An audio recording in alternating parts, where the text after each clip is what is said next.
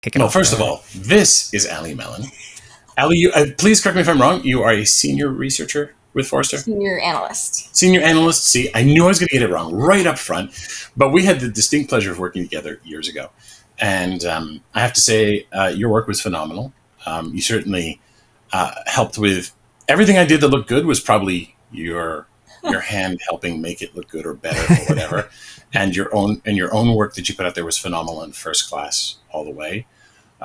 It was backed by experience and, frankly, by a phenomenal way of looking at things. And so it's been great to see you then go on and be an analyst, not a researcher, but be an analyst who does great research and so on. So with that, I'll hand it over to you to fix anything I've said and to add to it.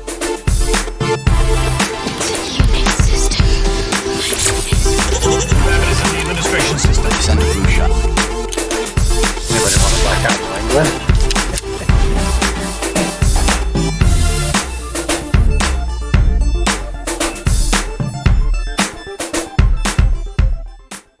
Thank you so much. No, it's great to be here. As you mentioned, Allie Mellen, senior analyst at Forrester. I cover security operations, so people, process, technology in the SOC. That includes EDR, XDR, SIM, SOAR, security analytics, ransomware, MITRE ATT&CK, AI and machine learning and security tools, and nation-state threats. So very small amount of stuff. It's teeny tiny. Yeah, it's a huge area, but it's. I'm going to try to. I'm not trying to mansplain it, but I'm trying to characterize it as like you're looking at all of the attack surface, the people, the players, the tools, and then what do we do about it with all the people and the players and the tools and the processes? That full spectrum is enormous.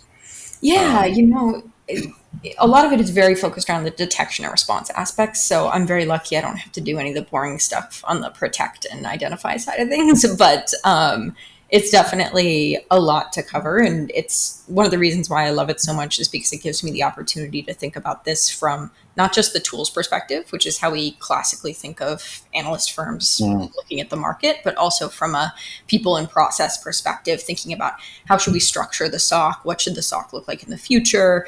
As we think about detection engineering, what does that mean? What does that look like? And so it gives me a good broad way of looking at things, but also I can get down into very specific elements of each of those parts.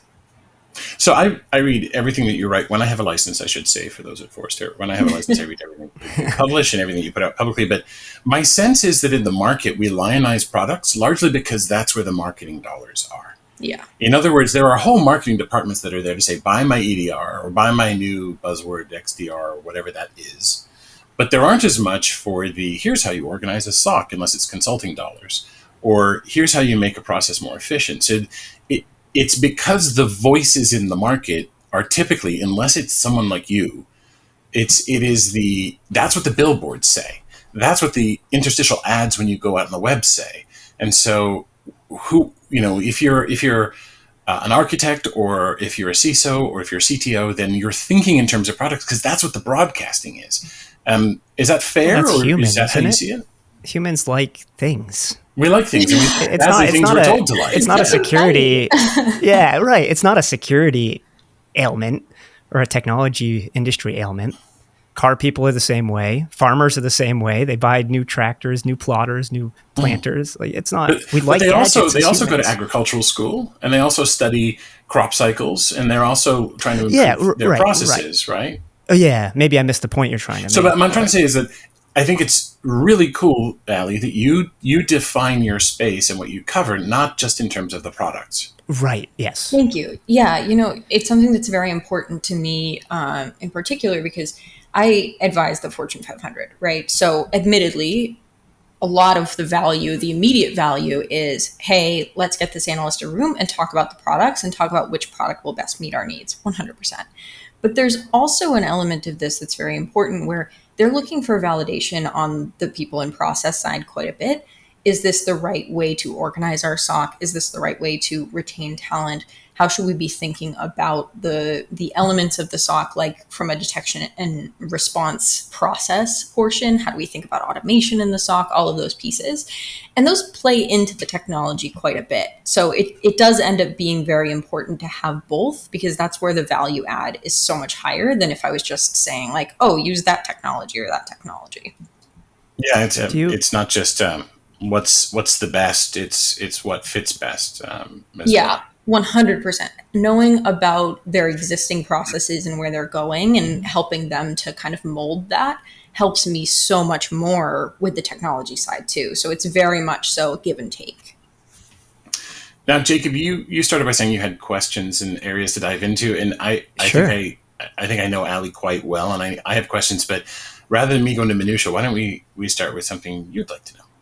Yeah. Well, I'll start by conjecture, and then Allie can correct. And We're all guessing, so please Perfect. forgive us. Right. Educated So guesses. from my perspective, I think you have one of the most difficult jobs in the industry. Your job is to have an opinion, like that at the end of the day, right? And people in technology are particular about their opinions in general, which puts you at the intersection of a bunch of people who want to fight over what right is. People want a black or white, this is right. This is the best thing. This is not the best thing.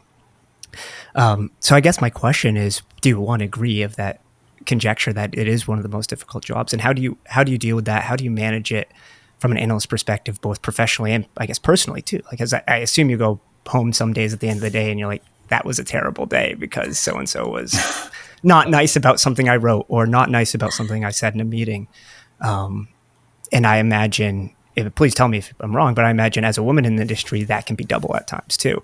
And maybe you're an exception and that has never happened to you, but I would love to hear if you think that plays into that as well. So one, does it happen to analysts? Two, do you find that it's more challenging as a woman in the industry as well? Jacob, you got me right in the heart. So, a couple of things. First off, do I think it's one of the hardest jobs in the industry? No, actually. I think that totally honestly, security analyst, as not me analyst, but SOC analyst, is the hardest job in the industry. I mean, we used to work no voice. Yeah. No voice. Just constant work, very difficult. Like, I have done so many interviews with security analysts where they're like, this is not a 9-to-5 job. Like, you have to spend more, and obviously it's a shift-based job, but you get the overarching meaning. But even more so than that, they're working outside their normal hours. And then on top of that, they're also working on the skills they need to get to the next level. So it's so much work. And we used to work with Israel Barak, who's a great guy. Oh yeah, he's awesome, isn't he? Yeah. Fantastic. Shout out to Israel, and we got to have him on sometime. But yes, please continue. Yeah, and he would say that the security analyst role was the worst job in the world. And I believe him. He was only half joking, but it is definitely, when I think about it, like the practitioner side, especially at an enterprise, any of those roles are much worse than what I have to deal with. So I'll start with that. All that said, sometimes this job does suck, like, to be honest. It's a controversial job. Like, being a SOC analyst is not controversial. Right. I think is what I was trying to get to. Yeah. Yes, I completely agree. You get a lot of difficult personalities sometimes. And in particular, you're totally right. Like, everything that I do has to be backed by research. And a lot of it, one of the benefits of the job is that it is all about the conversations that I have with people who disagree with me. I can't go into a room with one of these CISOs that I advise and say something that isn't backed by research, because if I do, they will call me out on it. They want to know the truth. They want to know the reality. And if I am trying to hide behind something that isn't true, they're going to figure it out pretty quickly. They probably call you out on the research back. Oh, yeah, too. 100%. I've gotten emails. We have deep conversations. It's one of the simultaneously most stressful parts of the job and best parts of the job. In addition to that, there's obviously a lot of the vendor interaction, particularly around waves and some of the evaluative research, which can get uncomfortable. Contentious. Unprofessional, a variety of things. But I'm very lucky in that Forrester is incredibly supportive. And one of the things that George Colony, our CEO, says is, you only have to be right 70% of the time. You've got some leeway, 70 to 80. You've got some leeway to be wrong, but just make sure that you're right the vast majority of the time, because they want us to stretch. They want us to push ourselves and the industry and the ideas of the industry while still making sure that we're maintaining our credibility. Yeah, that makes total sense. George has been at this for a long time, and it is impossible, I think, to be taking something like listening to human beings and their pain and interpreting it and summarizing it when there's a moving target ever and get 100%. I mean, you may be aiming for it, Right. but you're never going to hit the target every time. Humans and even machines, we're starting to find out, don't do that, right? So that may sound strange to folks, but I totally relate to that. Did that answer it for you, Jacob? Did that? Well, I just realized that I missed the second half of the question. Which was okay. Go ahead.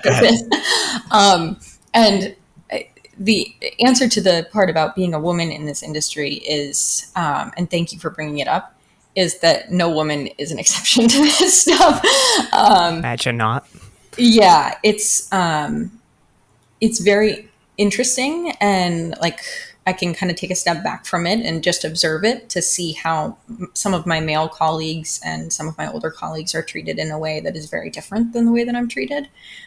It's baffling to them. Actually, I'm very lucky to have a lot of great allies at Forrester, and we actually have an incredibly diverse team. Actually, two of the people on the team, both women, one myself, one Sandy Carielli, both worked for Sam at some point, which is a very Sandy's we got to have her on too.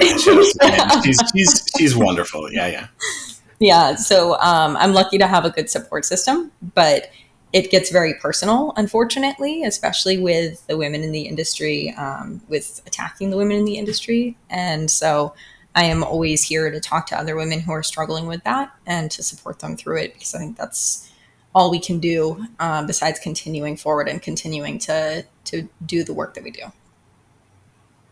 Yeah, Sam, I don't know what you want to share, but I know that you've had multiple colleagues recently that were directly impacted by what we would consider sexism, and I'll leave it I'll leave it high level because I think it's personal stories that shouldn't be on a public podcast, but I think it's worth commenting that you know of people that this has directly impacted in their careers. Yeah.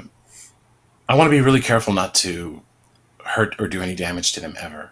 Right, exactly. And a number of us in the community, male and female, have sought to be allies and support them.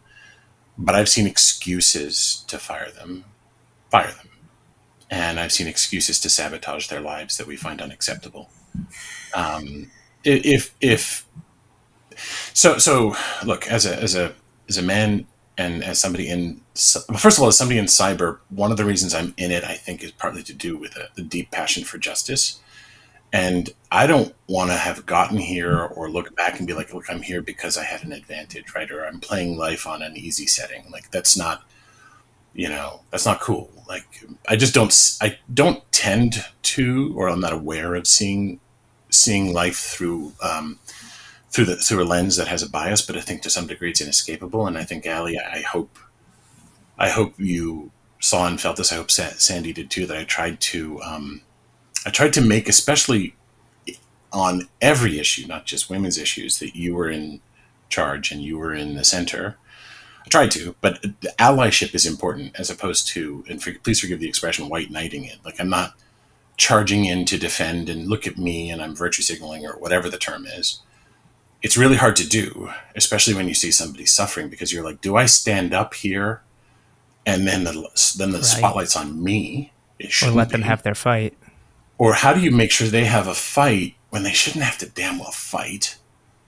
And how do you give them enough props so that they stand up when they shouldn't be in that place in the first place? And I might be rambling a bit here, but Jacob, and I've shared with Jacob that there's a few women that have contacted me recently because they've had such unfairness, and we sort of score.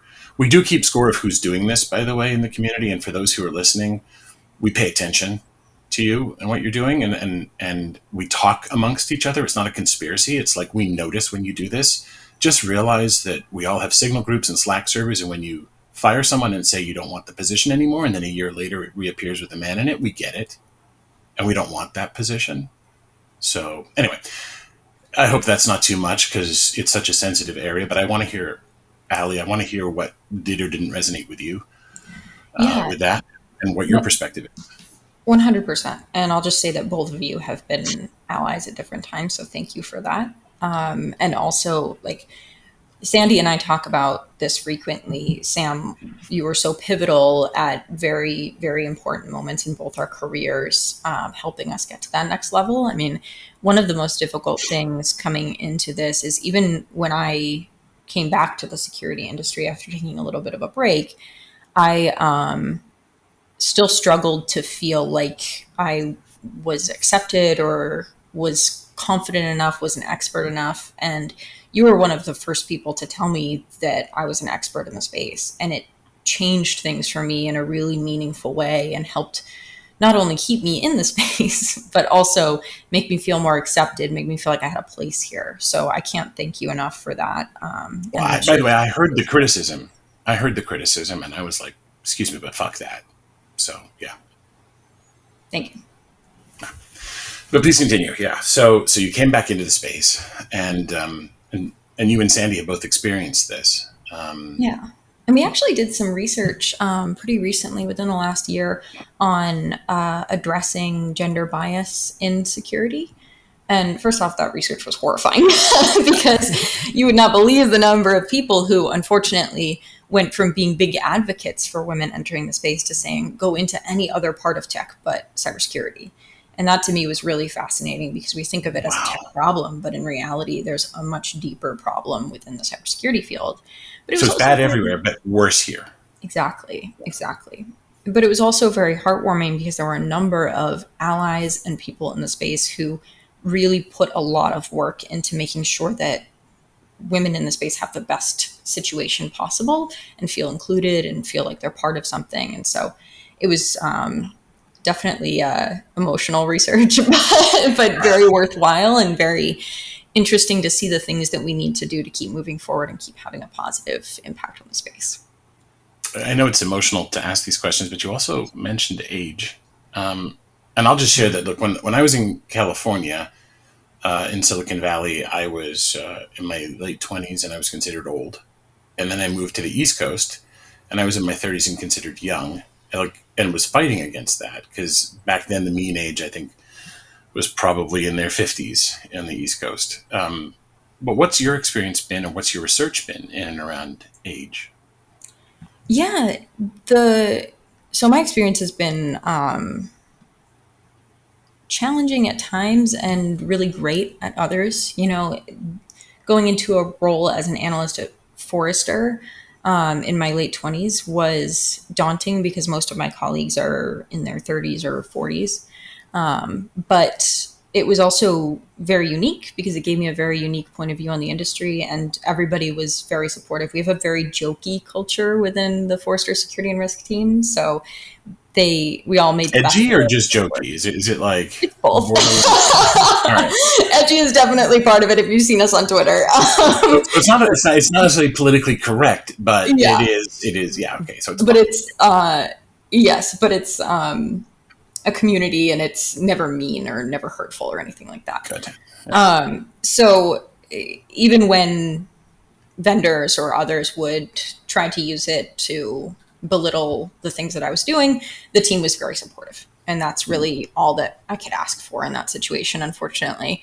With our research, it highlighted a lot of things that I think even for women who are younger in this field may get missed, because what we heard a lot of was from that male ally perspective and from what they hear from other men that never gets said to women. An example of this being that women are either at an age where they're, for lack of a more appropriate term, dateable, or they're a crone. And those are the two options for the women that are in the field. Things like that, which are just awful and just awful to hear. And you know underneath that that's what's being said, but as a woman, you don't necessarily, thankfully, hear it very often. So trying to find people who don't think of women in those two categories, that's really where I find the best people in the industry are, and where I like to spend most of my time, if I can. So, it's funny. I think you probably know Anne-Marie Zellmoyer, right? Yeah, She's a of course. CISO in the space. She wrote a paper about how She's great. women may actually be better at risk management than men. She was talking about how only 25% of CISOs are women, and yet they may be better at risk management. And I will just say this, there was a misogynist comment in response. It's really hard to find anything else but that interpretation, and I took exception to it and delight, actually, in providing academic responses and research to the contrary. And it's amazing to me that there is actually research, like during the financial crisis, that banks managed by women lost less money and were better managed through risk. And the same is true during things like crises like earthquakes. And when women have more empowerment in a country, risk management tends to be done better generally across the board. And yet, here we are. We see ourselves as risk managers, and we're not getting that. By the way, I just want to point out, when you and I worked together, you had already been a developer for a long time. And I would like to ask, first of all, let's switch gears, and I'll let Jacob ask more of his questions. How did you decide engineering? Because I have this theory that first of all, you're a great writer. And secondly, you are a programmer by training originally. Thirdly, by the way, you speak well. So that's like a triple threat. Like, well done. But how did you decide, first of all, to go into engineering and write about it too at some point? And then why cyber? How did that decision happen? I know you came back to it. You talked about how you came back to it and that was a difficult decision. So maybe those three transitions, engineering, cyber, and then return to cyber. Why was it compelling to do so? Is that a Star Wars trilogy? Yeah, like a new Hope, The Empire Strikes Back, Return of the Alley. Like, oh, that's so that was book. your first. That's the name of the book. That's it. That's the name of the podcast. That was your first job in any technical industry or computer industry, was developer. So you went and learned, or did you just do something else, like started IT and then went to developer? Or yeah, so it's a great question. So first the journey. Yeah, I was not a good writer and I was not a good speaker when I was in my college years or younger. I was actually pretty convinced that I did not need those skills, which is very funny now. But even in high school, I was writing code and was very lucky that there were a group of us friends who would do independent studies just so that we could learn Java and things like that. I also grew up in a very small town in the middle of New Hampshire, and so a lot of which my town? time was, You got Jacob's interest. He's from New Hampshire, so that's this happens on every podcast. Here we go. Granite State talk. Here we go. Yeah, all right. Right by Sunapee in New London. I was in Ossipee. Oh, okay. Very funny. For those of people who aren't from New Hampshire, nobody cares. No, I'm kidding. I'm joking. I'm just teasing you guys. I live right near New Hampshire. See, so New Hampshire is so small that no matter what, you interacted with, probably our high schools played each other in sports. Because we're around the same age, which means our teams were probably on each other's fields. Like we were near each other probably physically at one point. Totally. But had never interacted and didn't even know we were both from New Hampshire till now. It's funny. It's so funny. Yeah, definitely did. Because I played tennis all 4 years. So I was probably, if you had tennis. I was playing soccer. I don't know if we had tennis. Anyway, sorry for everyone who doesn't care about New Hampshire. Back to Allie, though. So you were learning, so you had a group of friends and you were picking up basic scripting and programming skills, I think. Yes. Yeah. And my dad has a degree in computer science. And so I was spending quite a bit of time learning from him as well. Before going off to college, where I was convinced I was going to do computer science. And I started it. I got maybe like a year and a half in. And it's interesting, at Boston University, which is where I went to school, there are two different types of computer science, basically. There's the computer science department, which is in the arts and sciences. And then there's the computer engineering department, which is in the engineering department. And the computer science version was very theoretical. And I loved that because I love math, but it was way more theoretical and math focused than I wanted for what I expected my career to be. I wasn't thinking like, hey, I want to be a professor or something like that. I wanted to be hands-on. So I switched to the computer engineering department and spent the rest of my career there. I was also just, a lot of that was driven by just being very engineering focused from the beginning. My dad ran an engineering company.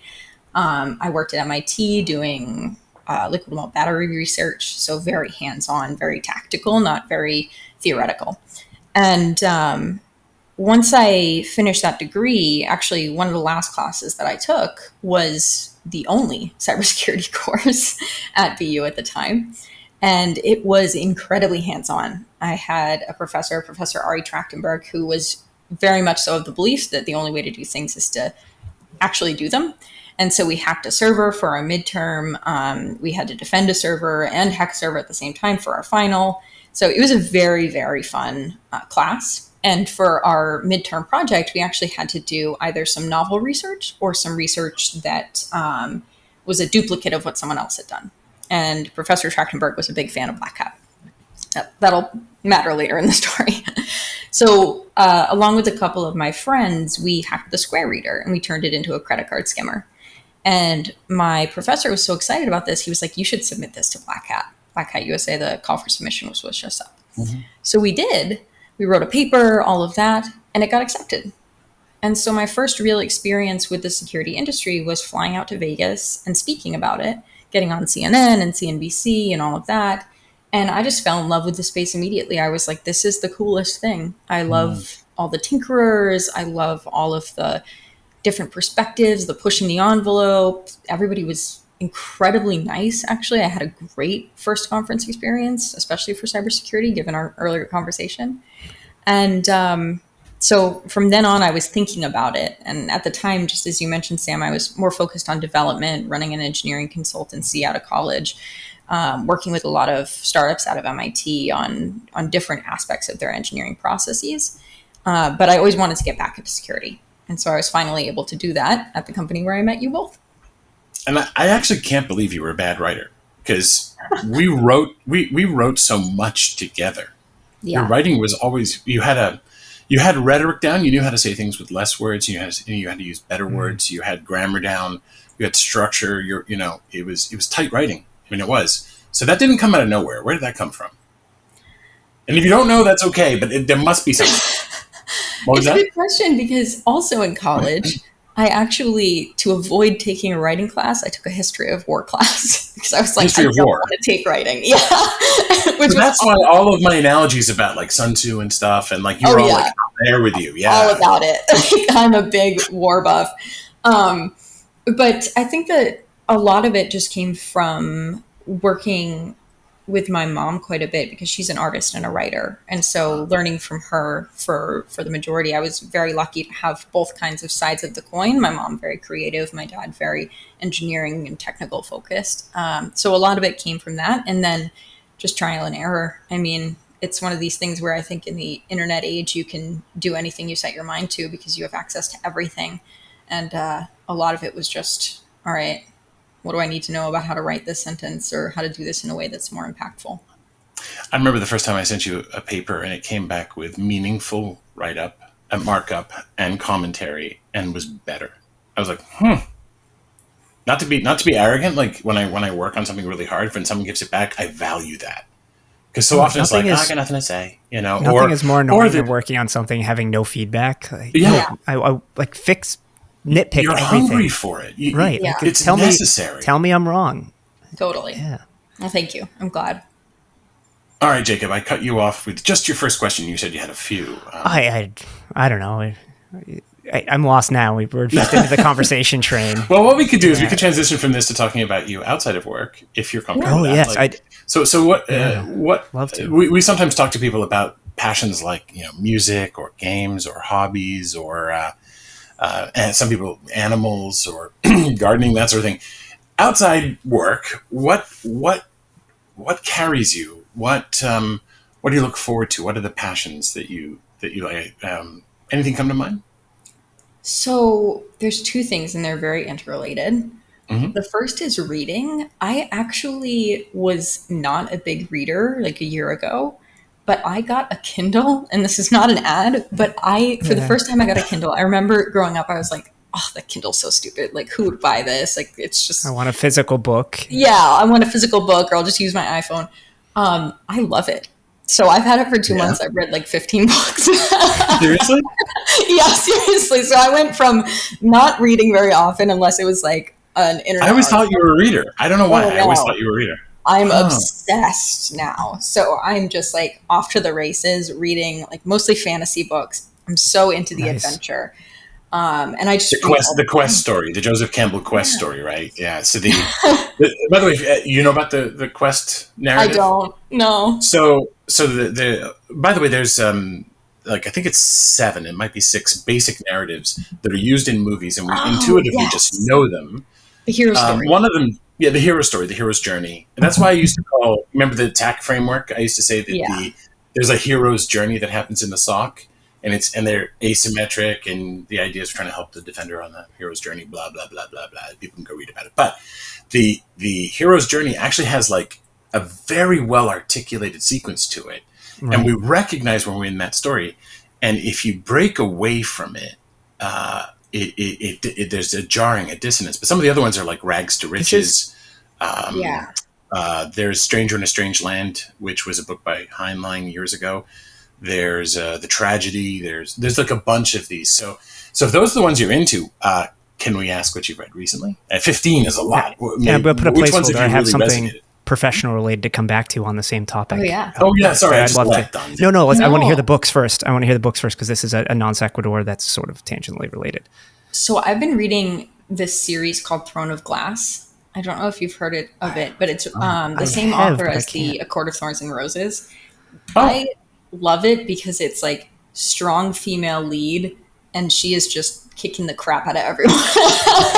So it's been very much so a guilty pleasure kind of thing, but I have really, really enjoyed it, and the story and the adventure is very cool. So that's the one most recently. I'm also going to get started very soon on Name of the Wind, which I think you read, right? It's great, yeah. Yeah. Although I desperately want him to write the 3rd book, as everybody on Earth does right now, Patrick Rothfuss.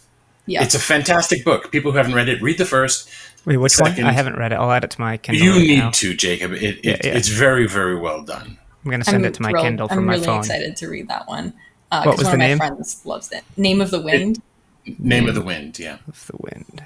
Got it. It's exceptionally well done. And I think, I'm going to get this wrong, but I think Patrick Rothfuss is also on, if it's not Critical Role, it's one of those D&D live action shows. I could probably look it up in real time in a minute, but before I go do that, and Jacob follows his tangent. Before you do that, one of our colleagues, shout out, Eve Wood.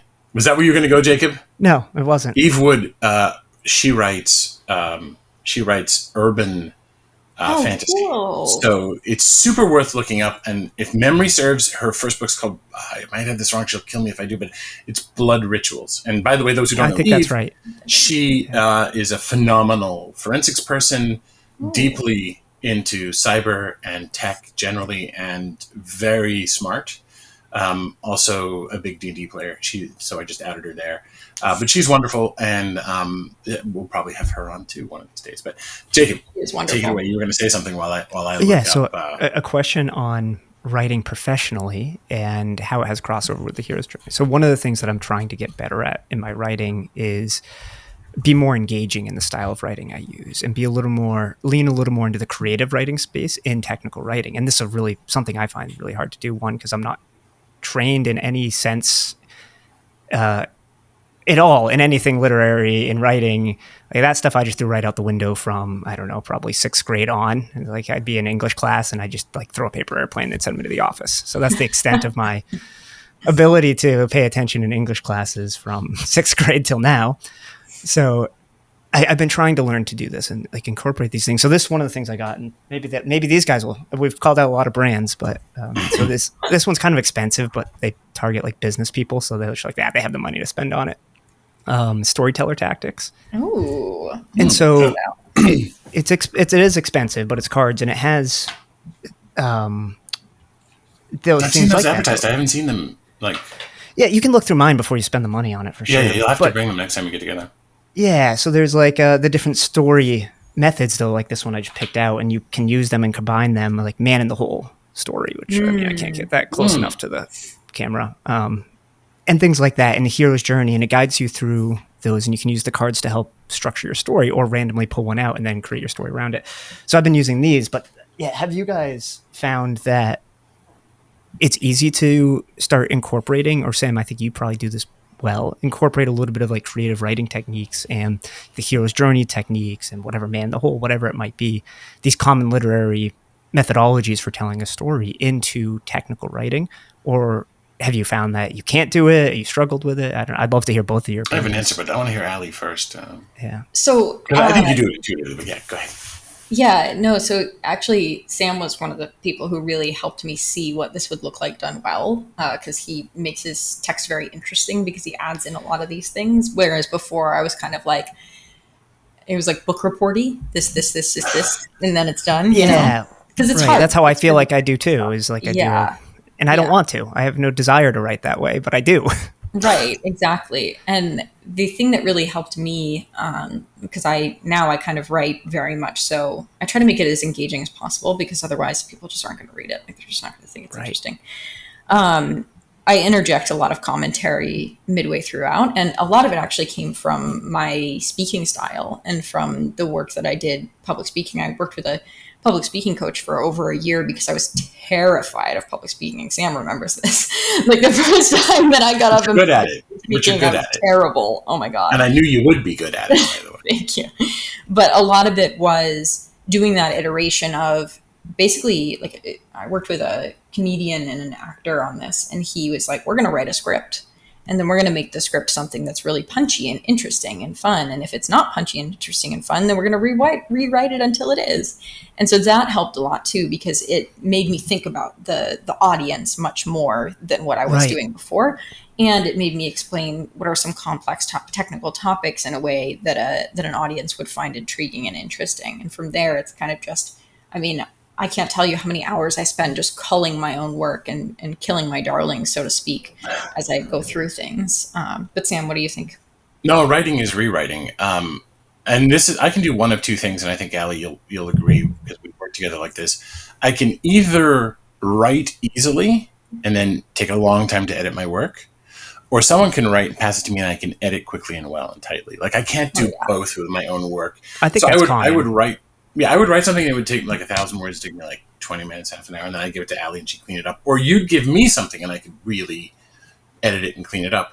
But if it was my own, it would take me a day to really, just to get 1,000 words right. And I had a teacher who used to tell me it's hard to get the words right. And he was referring to why Hemingway took so long with The Old Man and the Sea, right? Why is it so short? Because it started much bigger. It was the whittling down that was so hard. But Jacob, in my case, it's exactly like Allie in that when I speak, I'm much more conscious now than I used to be. And I think of it as like a bardic way. So I don't write it out. As I speak, I have snippets. So you role play a bard on stage, and that's how pretty much. But no, right, fine, that's fine. But yes, that's one of my favorite characters, even when it was a stupid one. But older editions. But but I think in terms of snippets, like anecdotes, and those anecdotes improve every time I see it and get feedback from a crowd. Oh yes, So when I write out an outline, I usually literally write a word or two to trigger those, and then I just have to remember that list. It's how people used to remember epic poetry. And and sometimes the rhyming schemes would help with truly long poems. So in my case, when I get up on stage, I have it. It's almost modules that I'm bringing to it. And I did this deep conference years ago, and I had this next gen CISO presentation that I gave, and I had a coach come in, Allie, kind of like what you went through, and he said, "It's good, but it could be great." And he said, the way you're telling this is a series of things.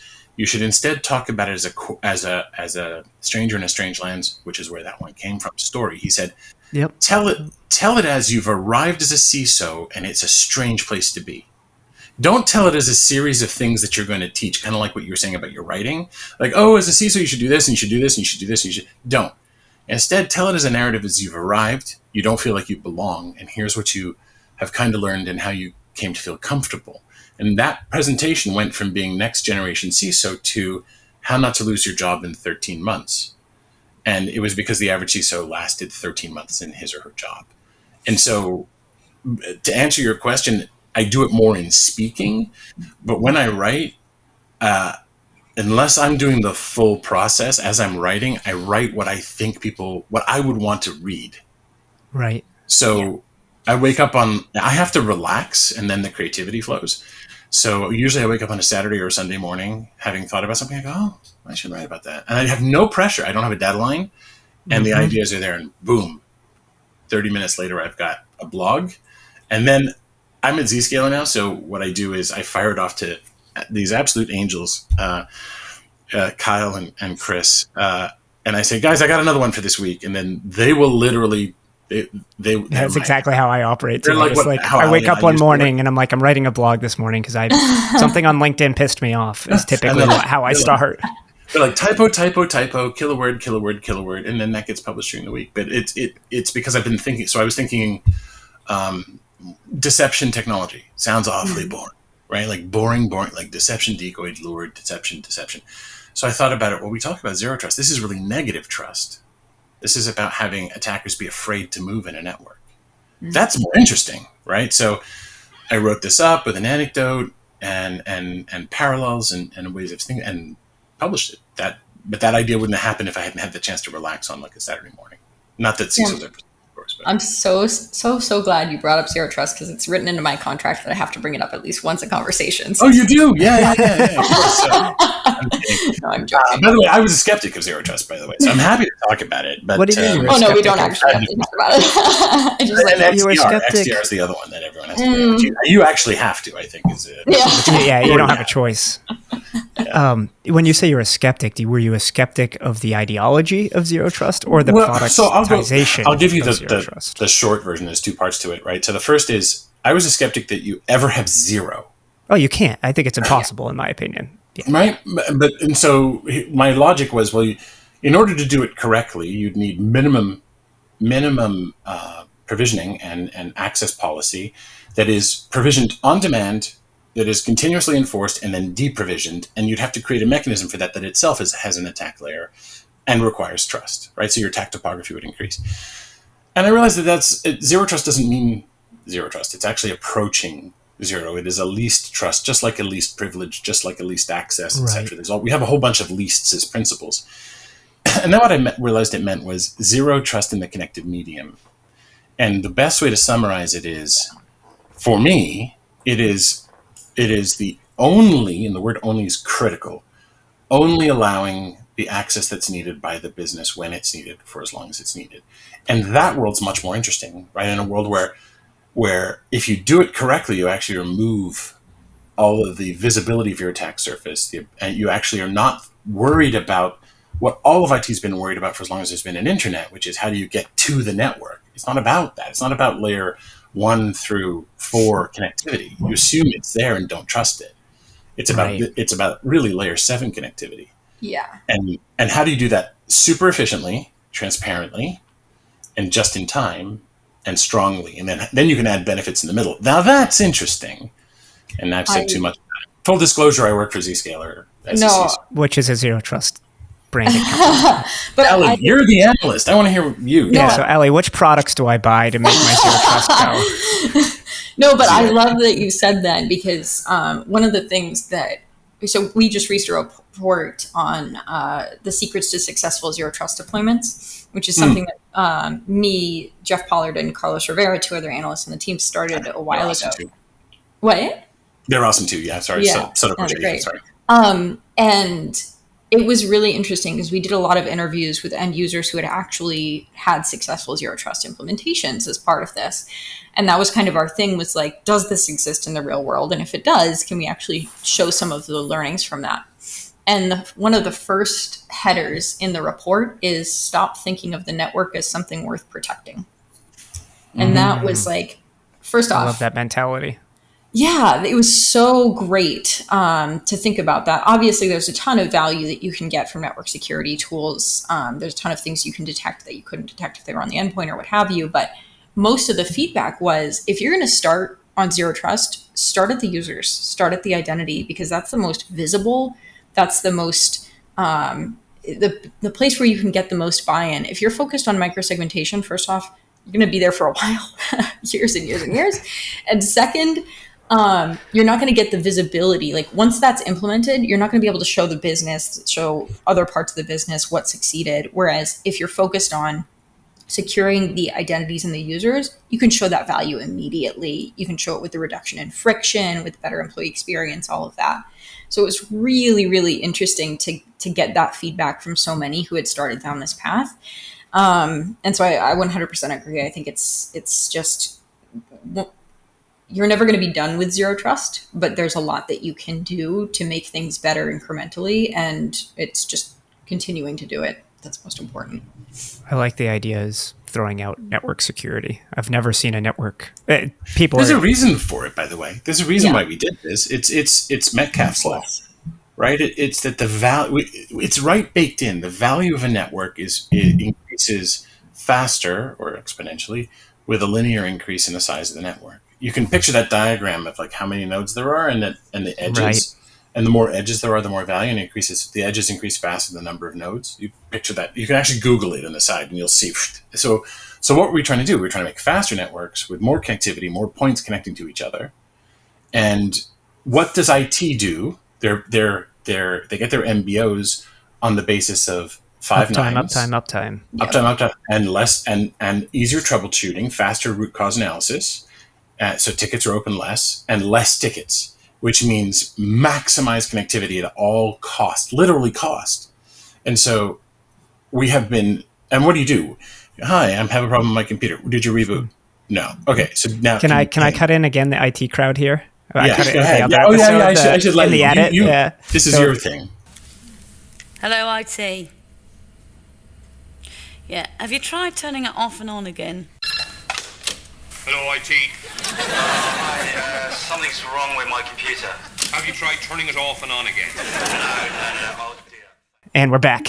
Yeah. And so, so of course, when you're laser focused on that as the problem, that's what you do, and you build highly complex unnecessarily so. So if instead you have simple uplinks, and then you do the secure service edge, and you make decisions close to that point, you can actually start doing optimal pathways. You can really focus on user, app, and just say, hey, all below us can be sewage as long as it's there. Sorry, I shouldn't say sewage. That's well, why? At least I didn't swear, is what I'm going to say. So yeah, great. We're going to have someone in the comments now. Did he say all network admins are sewage? No, Sam Curry said. Some of my best friends are network admins. I'm sorry. I got to stop saying that phrase. That's terrible. Like, anyway. What, sewage? No. Or network if you admins. Didn't catch it. You can catch it when you read this. Yeah, when I'm editing later. Mm-hmm. So I want to change the subject. I want to change the subject back for the last 15 minutes because we only got to books on things you do. I know you snowboard. I know you've traveled a lot. I think there's a lot of ways. Oh yeah, you decompress from big work. Into travel. Are you still big into travel, even post-COVID, or more so post-COVID? Oh yeah, what happened during COVID for your? Because you traveled, but that was your thing. I remember at Cyber to really decompress was travel, and then the world took it away from you. I know, it was terrible, and it actually took me a while to get back. It's not terrible. That was great. To not travel. Oh no, to travel. Sorry, I misunderstood. No. Yeah, how are you saying? Sounds like I loved sitting in the house for 2 years straight. Yeah, I love just sitting around not doing travel in your mind. Yeah. No, but I've finally gotten back into it. I went to Asia for the first time 2 months ago and loved it. Where'd you go? Yeah, I went to Tokyo, Hong Kong, and Thailand, and it was all in one trip. Wow! All in one trip. Oh, by the way, I totally don't get a commission for this at all. So my daughter, who's 10, she really is into other cultures, and she's trying to teach herself German and stuff. So, we were standing by the bus stop and waiting to get on the bus. She goes, "Daddy, tell me about other languages." And I'm running through them. She goes, "I think I like the sound of German." Then I find out she's teaching herself German. But anyway, Scarlett is awesome. So shout out to Scarlett. So we decided to go with this thing called Sakura Co. Have you heard about Sakura? No. It's a Japanese company, and I think I've told you about this, Jacob. They do a Japanese tasting box every month, and You've mentioned it on 2 podcasts. They're going to have to start paying us. Yeah, they should pay us for this. But I love that. So I think it works out to it's like $300 and something for the year in shipping. Oh. Easy. But they send you like like 20 things a month with a theme. One was like beaches in Okinawa, and it's like one was like Taste of Tokyo. That's what made me think of it. So you open it up and it's like some of them are really cool, some of them are really crazy flavors, and you get like tea, and it's cool. Sorry, but you went to Japan. Yeah, let me guess. In that box Taste of Tokyo, there were no fruits. No fruits. No, but there were fruit derived. There was fruit infused, like there were gummies, and there was one was like grape gum that you could whistle. If you put it in your lips, you could blow it, you whistle. And there was what were some of the trying to think, there was a lot of like, there was some shrimp chips, I think, and there was I love shrimp chips. Like that's inescapable. But they had some really interesting textures and flavors and cakes and things. So highly recommend it. She waits. She's like, "Is it here yet? Has it shipped?" Oh, that's so cute. That's really nice. You can't go there. But back to you. So you went to Japan. Basically. Yeah. So I went to Tokyo. How long were you there for? I was only there for 3 or 4 days before going to Hong Kong for 3 days, and then Thailand for most of the rest of the time. And so got to explore a good amount of Tokyo, a good amount of Hong Kong, but not nearly enough of Japan as a whole. Like, I definitely want to go back and different parts are very different too. Yeah. So, but I loved it. I mean, like I mentioned, there was no fruit in Tokyo that I could find. It was just all fish and rice, but it was delicious. And then one of my favorite parts was kite surfing in Thailand. Was just that sounds really cool. So do you get to travel much for work as an analyst? I mean, you have to go see customers, and do you get a chance to see anything when you do that? Because I haven't done the analyst thing, but for me, it was always like, go to the hotel, go to the customer, get on a plane, go to the hotel. I found the first, when I started traveling for work, sorry, Allie, I'm just totally jammed myself in there for a second. When I first started traveling for work, I really liked to try to explore thing. And then by, I don't know, week 3 of traveling for work, I was like, I am going to the hotel. I'm ordering room service. I don't want to see anything. I want to hide. So Allie, are you? Yeah. No, I mean, the same. There are some things where I'm like, all right, I'm in a new place. I want to explore a little bit. So I'll take half a day or something like that. But for the most part, it's when can I get home or to my hotel room and not see another human? It's been a lot back to back. I traveled last week for Black Hat. I'm traveling next week, the week after, I think the week after that as well. So I'm just kind of at the point where I'm like, my wife, when we took one of our first, airplane trips when we got married, I said, "Where do you want to go?" She said, "Vegas." I said, "Why would you go there?" No. Right? Because every time I had been to Vegas was at least twice a year, always a convention, always shut myself in my room and hide. And I had a great time. We did a helicopter tour of the Grand Canyon. We went to a show. I was like, "Oh yeah, they have shows here. I forgot about that." What kind of show did you go to in Vegas, Sam? We went and saw O. We also went and saw like a slightly risque one. It was like it was the Cirque du Soleil one that's like a little racy, which I'm forgetting the name of right now. She'd be mortified, but she doesn't listen to my podcast, so she's like, that's cyber stuff, like whatever. Actually, she might listen to this one. She'd be like, "Oh, Allie's on. I'll listen." Like, so you have to be careful what you say. Yeah, I think she'll get bored because she doesn't listen to things for 50 odd minutes. She'll probably won't get to this part and realize. Oh, speaking of, we're at 50 odd minutes. Allie, what did we miss? This is 8 minutes for you to use this platform for whatever you want. Yeah. Oh, man. Wow, that's I guess you should have done it earlier, like instead of last billing here. Yeah. I think that I'll come back to some work stuff. The thing that I'm most excited about right now, and the thing that I'm doing the most work around, is security operations as a function and what that means from a detection engineering perspective. I think that like some of the most successful SOCs that I've seen use a combination of agile, what I call the detection and response development lifecycle, which is basically taking the software development lifecycle and applying it to detection and response engineering, and then detection as code. Not all of those are possible for every team, obviously, but even moving towards agile is such a monumental step to getting some of the higher quality detections that we're looking for, and also to be able to iterate on those detections. So I can geek out on security operations stuff for hours, but that's what I would definitely want to highlight. I'd love to hear on the detection as code, in that I agree with the methodology and what I've read about it from you and others. And I'm interested, how do you push that down market? So you mostly focus, you said, on the Fortune 500. How do small and medium businesses take advantage of something that typically takes more human resources? Great question. And this is actually funny because it's something that I've seen even at some of these incredibly large companies do, because they're like, we don't actually want to do detection as code. We don't actually even want to build these detections in-house. So what they do is they will just follow an agile methodology, but instead of actually building the detections or having a CI/CD pipeline for the detection as code and for the detection quality, they'll just say, hey, vendor, you're going to build these detections. We've seen that we need this tuned. We need these new detections to be built. So we have a service provider that we just offload that to, whether it's your MDR provider or your MSSP.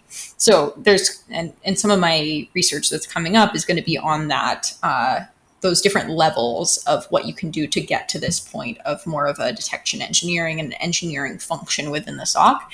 And it's important to either have that idea of like, you don't have to do the detections, you don't have to do a detection response development lifecycle, you can pass that off to a vendor, or they'll, like if we're getting down market, they're just outsourcing all of it. They're not actually doing any of that work themselves, which is cool too. So yeah, does that answer your question? Yes. Oh, look, we've got the puppy. Yeah. She decided she wanted to come on Aw. podcast today. Oh, She usually doesn't. She's usually sleeping. But I had a question for Allie that went out of my head as soon as I saw the puppy. But I know. Actually, it's sorry. back, aw. So, all right, hold Allie, on. I Let's do get have a her- question for you. Let's get her in the camera fully. We can put her in the thumbnail for the video. Yeah, you got it. You got it. Oh, Hi. so cute. Hello. It looks like she's about to say something. Okay, It does. Yeah. There'll be a lick on the microphone. That probably will sound Shy. weird. Oh. She's like, what are these people doing? Yeah.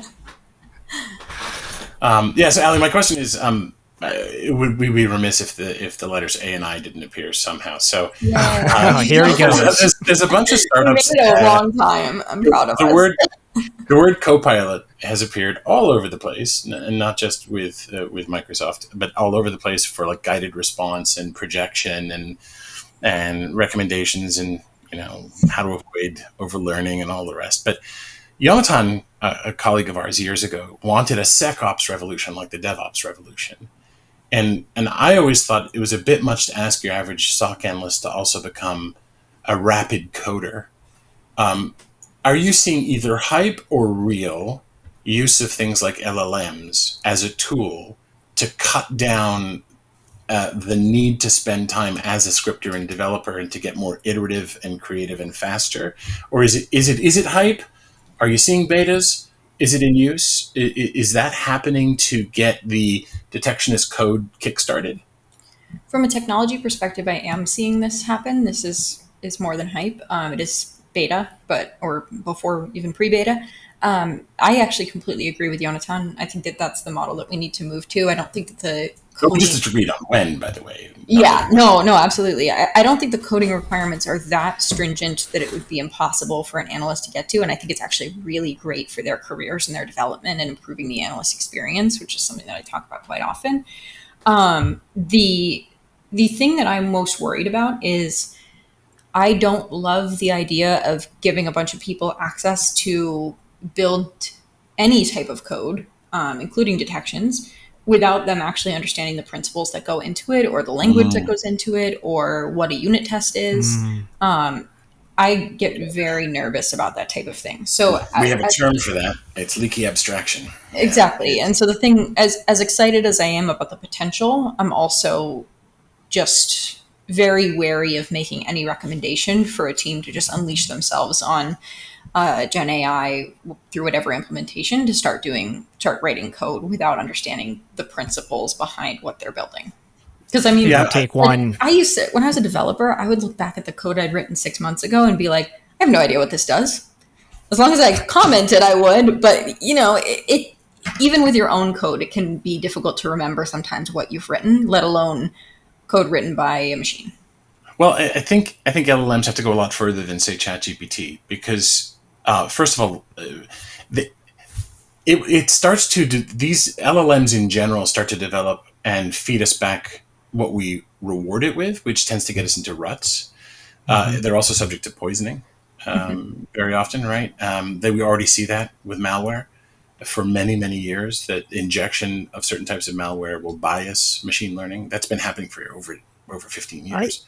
I would argue, though, with a system like how ChatGPT is implemented, poisoning is very challenging. Yeah, and I want to be careful. It's We're not just possible. criticizing OpenAI, right? Just Right. But in general, you can poison LLM, but it depends on how it's configured and how it's built. I think things like ChatGPT do a relatively okay job. Once you I get say to relatively specific okay. models, it'll be easier.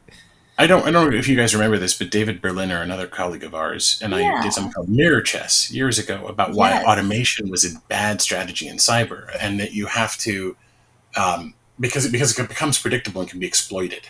Right. And so you have to do another term was from submarine warfare was do a crazy Ivan. You have to check it from Red October is where I got it, but it is a term. You have to check in case you're being followed because you've become too predictable. But I'm worried that exactly for what you said, Allie, we'll get less creativity in the SOC and it'll become more predictable and the bad guys and gals will hide, therefore, in the baffles in the wake of what we're doing, and they'll hide in the darker spots in the noise. It becomes so commoditized that it's easy to avoid detection. Yeah. Well, thank you for answering that, by the way, because you're talking to more. I mean, I'm a customer of one, and I talk to peer CISOs, but you're talking to them and seeing they're probably asking you questions about should they be doing this research and which companies to work with. So that's and I hear the hype and I see some of the startups, but it's like, are they really getting deployments? Yeah, I think that might be a good place, Ellie, to leave the podcast. Is if who should and how should people be looking to adopt any AI or LLM? What are the people who should be adopting it? Who shouldn't? I think people would like to maybe hear that. Yeah. Do you mean from a security tools perspective? Certainly in the context of your research, yeah. Yeah, from whatever comes to your mind, I think. Because I think it's too big to summarize in two. Yeah, right, exactly. Within the scope of your security research. Yeah, so I mean, there's a couple of different factors. First, from a business perspective, don't outright block it. We're seeing a lot of companies outright block Gen AI. I think that's tools. the dumbest thing. It's a terrible idea. I'm surprised people are doing it, to be honest, because I just don't understand why they think that's going to work. Yeah, it's like blocking the cloud or Google. Yeah, it's one of or web search. I should say search engines back in the day. It's like one of Hamilton's 7 business powers, or is you can have power right in business. The idea of like how you own a market, and so one of them though is companies lose markets because they're afraid to innovate because they think it bastardizes their existing business model. And I think that's the case, right, that you're speaking to. These companies are locking down LLMs because they're afraid of how it impacts their business model, which means other companies are just going to steamroll you. Or privacy, or IP loss, or what's ours is ours, and now we don't know. What is IP, though? Hashtag Chinese Communist Party. That was a joke. I also have to get never go to China. For the AI that ranks our podcast after. Oh yeah, what mistake have I just made? Please continue. We keep interrupting you. I'm so sorry. No, it's okay. But yeah, I focus on data policies as opposed to generative AI policies. That I think is very important as well. You're going to have a generative AI policy because legal is probably going to make you. But at the end of the day, making this as simple as possible for the employees that are going to have to meet and follow these policies, that is what's going to be most important if you want compliance. From the standpoint of buying technology with generative AI, keep in mind that it is not going to be this year. There are betas happening now. There are very private previews happening now with around 20 to 30 customers at a maximum. And there are a lot of reasons for that. Obviously, just they want to control the environment, but also it's real expensive right now to use generative AI. And until that cost comes down, or they find ways to manage those costs, it's going to be challenging to get many customers, or at least to a generally available version of a product. And I wouldn't expect that until next year. From a security operations standpoint, I think the most interesting use case is around reporting and around generating reports. There's nothing more annoying for an incident GRC stuff. Or a threat hunter than having to write up a report about an incident. And so use it to your advantage to save a bunch of time there. And then obviously there's some fun, novel use cases around like, is this vulnerability in my environment, or what's the application I need to worry the most about? But in reality, especially in Fortune 500, a lot of enterprise processes are going to get in the way of that being particularly impactful or useful, and is more of just like a flashy cool feature. So keep that in mind as well. And if they don't have zero trust, it's all moot anyway because they can move laterally. Exactly. I'm cutting that part. By the way, I've been Commission is in the mail. I have been advising. I had a chance to advise some regulators in developing countries, and I've advised some peers. Don't forget certified ethical use in red teaming, because people have been banning that. And then if you do that, you don't get as much rapidity or speed, and you don't get as much diversity in your simulated attacks, and your blue team suffers. So don't just ban it in use for attack. Put guidelines around how to use it. I don't know if that's come up for you as well. 1000%. Totally agree. Well, I think that's a fantastic place to call it an episode. Hopefully that advice is useful. And Allie, thank you so much for being with us. Thank you, and it's so good to see you again. Thanks so much for having me. Yeah, it was great to see you both.